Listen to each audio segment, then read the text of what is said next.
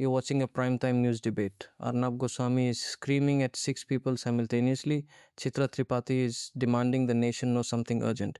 The chyron is red. The background is exploding graphics. It feels like maximum information density. But here's the thing, nobody is talking about unemployment crossing 8%. Nobody is talking about the GDP revision. Nobody is asking why the government cancelled a farmers' loan waiver it announced in an election manifesto. The noise is deafening. The silence underneath it is the actual story. So let's talk about that silence. Not the version where a shadowy government calls an editor and says, don't run this story, because it almost never works that way. The real mechanism is far more boring, far more total, and far more difficult to undo. The real problem isn't that Indian media is silenced, it's that Indian media has been structured to not ask certain questions in the first place. There's a difference. Silencing implies someone had to actively shut someone up. What's happened in India is something quieter and more insidious. The entire incentive architecture of the media industry has been rewired so that uncomfortable journalism is the least rational career and business choice available. Nobody needs to make a phone call. The system does it automatically. To understand how that happened, you have to understand the money first. Indian media runs almost entirely on advertising revenue.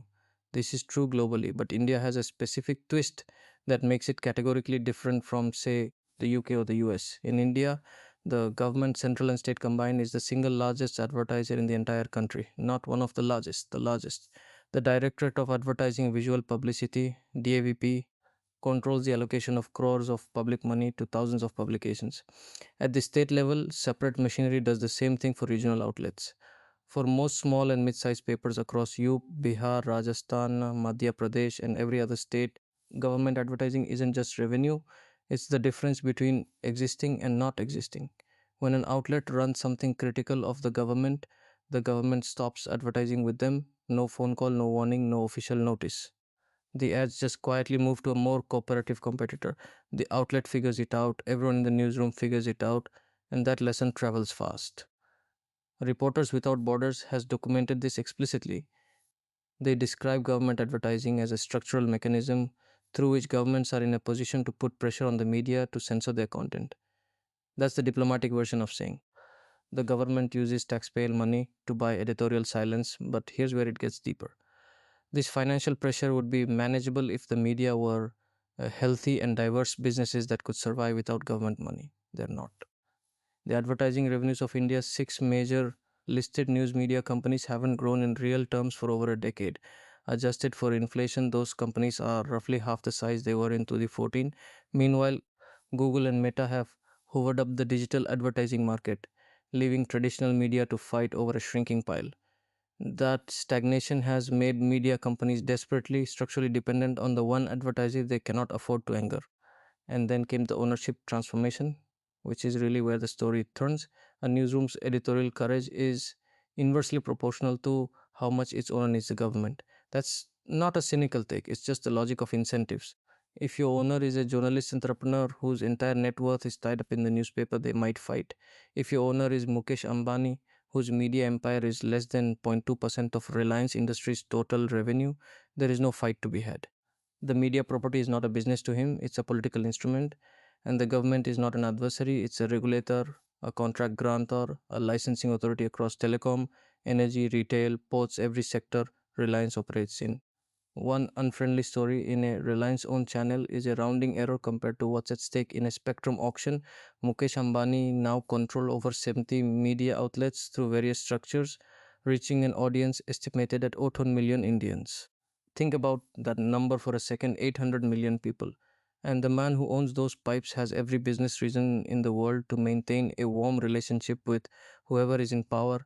Then in December 2022, Gautam Adani, who is also a close ally of the Prime Minister and whose business empire depends on government permissions for ports, airports, mining, and power, completed a hostile takeover of NTTV. NTTV wasn't just any channel, it was the last major mainstream television network with a credible tradition of adversarial journalism. Ravish Kukma, the journalist who coined the term Godi Media, which means lapdog media, a pun on Modi's name, left NDTV shortly after the Adani takeover. The takeover didn't just change who owned NDTV, it removed the last major counterweight from mainstream television news. The RSF called it the end of pluralism in mainstream media. They weren't exaggerating, and the math here is clarifying in a specific way. NDTV's entire annual turnover in 2024 was around 228 crore. That is 0.7% of the Adani Group's total turnover. For Adani, NDTV is not a media business, it is the cost of buying credibility and neutralizing a critic. When the acquisition price is that small relative to the owner's other interests, editorial independence becomes a luxury that makes no rational business sense. No laws prevent any of this. India has no cross media ownership rules. There are no regulations on how much of the media landscape one conglomerate can control. The Telecom Regulatory Authority of India has issued recommendations on the subject multiple times and nothing has been implemented. The Broadcast Services Regulation Bill has been in draft stage for years. The regulatory gap isn't an accident.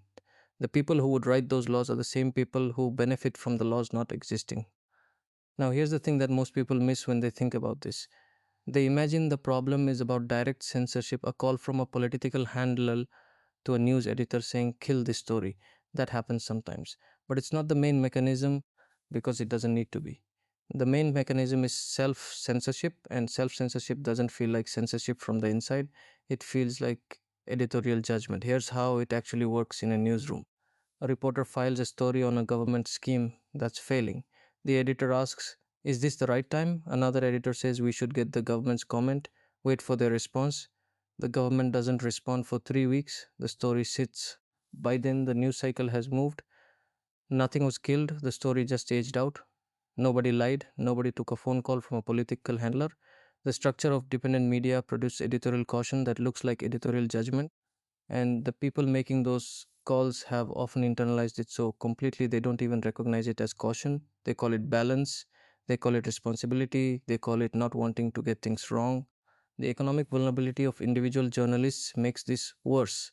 A journalist at a major Hindi news channel who asks the wrong questions can find themselves off the A list. They don't get press conferences, they don't get ministry briefings, their sources dry up. In a media ecosystem where access journalism dominates, where the value of a journalist is often measured by who they can call, being cut off from official access is a career death sentence. This is how you produce a workforce that self censors without anyone ever having to tell them to. The stick exists alongside the carrot and it's not subtle. Since 2014, at least 15 journalists have been charged under the UAP, the Unlawful Activities Prevention Act, a law designed to fight terrorism. Under the UAP, bail is almost impossible to obtain. You can be held for up to 180 days without charge or trial. The conviction rate for UAP cases is around 2%. What that tells you is that the law isn't being used to secure convictions, it's being used to secure detention. Put a journalist in jail for a year, destroy their income, traumatize their family, confiscate their devices, and then eventually release them with no conviction. And you have sent a message to every other journalist in the country that is far more effective than any editorial phone call. Siddiq Kapan was arrested under UAPA while traveling to cover a gang rape. He missed his mother's death while in jail. He was held for over 2 years. The charge didn't stick. The chilling effect on every journalist who saw that story absolutely did. The BBC's offices in India were raided in February 2023, 2 days after they aired a documentary critical of Narendra Modi that the government had blocked from being shown in India. The Enforcement Directorate then launched an investigation into BBC for alleged foreign exchange violations. These agencies, the ED, the CBI, the Income Tax Department, have become what journalists and legal scholars call lawfare instruments. Their investigative powers are constitutionally legitimate. The selective deployment against media critics is where the problem lives. The pattern is consistent enough that it's not a pattern anymore, it's a policy. Now, here's the part of this conversation that usually gets left out, and it's the most uncomfortable part. The media's complicity has been economically irrational. The news companies that have played ball most enthusiastically with the government have not made money doing it, they've shrunk. Bennett Coleman, HT Media, NDTV, stagnant or in the red across a decade of cheerful coverage of the administration they were covering cheerfully. The government gave them access. It didn't save their business models. The independent variables killing traditional media, the Google and Meta advertising duopoly, the shift to digital, the collapse of print circulation revenue operate regardless of editorial stance. The capitulation bought survival in the short term and decline in the medium term. The newsrooms that sold their souls didn't even get full price. What this means is that the problem isn't just political, it's structural in a way that would survive a change of government. Because if tomorrow a different party comes to power, they will face the same incentive structure as an advertiser. They will face the same temptation to use ED raids and overpay against critics. They will face the same ownership reality where the people who own the channels need regulatory goodwill from whoever is in office. The emergency of 1975 happened under Indira Gandhi, a Congress government. Every political formation in India has, when it held power, interfered with the media.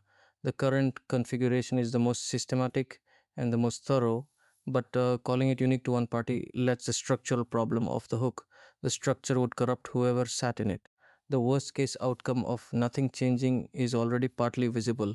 When mainstream media doesn't report on government failures, those failures compound because governments don't correct what they're not accountable for. The oxygen crisis during COVID-19 second wave was not a secret, it was happening in real time. But the weeks of primetime coverage spent on conspiracy theories about a deceased actor meant that the public accountability pressure that might have accelerated government response simply didn't exist at the required scale. People died in that gap between what happened and what was covered. That's not a metaphor. That's the direct cost of captured media, measured in oxygen cylinders that didn't arrive. And what fills the vacuum of credible mainstream media isn't an upgrade. It's YouTube channels with no editorial standards, WhatsApp forwards with no fact checking, and a fragmented information ecosystem where people increasingly consume only what confirms what they already believe. The collapse of institutional journalism doesn't produce better informed citizens. It produces a population that is simultaneously more opinionated and less informed, a combination that is extraordinarily easy to manipulate. What would need to be true for this problem not to exist? Regulatory limits on cross media ownership, so that a port operator cannot own a news channel. Transparent and rules based government advertising allocation, so it can't be used as a political weapon. A subscription funded public media model with genuine editorial independence, not Doordarshan under different logo. Legal reform that removes sedition and the UAPA from the toolkit available to target journalists. Journalist safety laws with actual teeth and actual enforcement. None of those things are politically convenient for anyone currently holding power. All of them are prerequisites for the problem to meaningfully improve. Here's the thing that's true, but nobody in power wants to say out loud. A free press is genuinely threatening to a sitting government. Not because journalists are opposition members, they're not supposed to be, but because accountability journalism tells voters things that governments would prefer voters not know. In a democracy, that discomfort is the point. A government that is not uncomfortable with its coverage is a government that has captured its coverage. The comfort of the powerful has been bought with the silence around their failures. And that silence has a cost that gets paid not by editors in Delhi, but by everyone everywhere in this country who doesn't get the information they need to hold the people governing them to account. The real question isn't why Indian media is silent. The real question is what happens to a democracy when the information its citizens need is systematically withheld from them? The answer to that question is unfolding right now. You're watching it, so Steve. Share this with someone who thinks the anchor's outrage means the media is doing its job.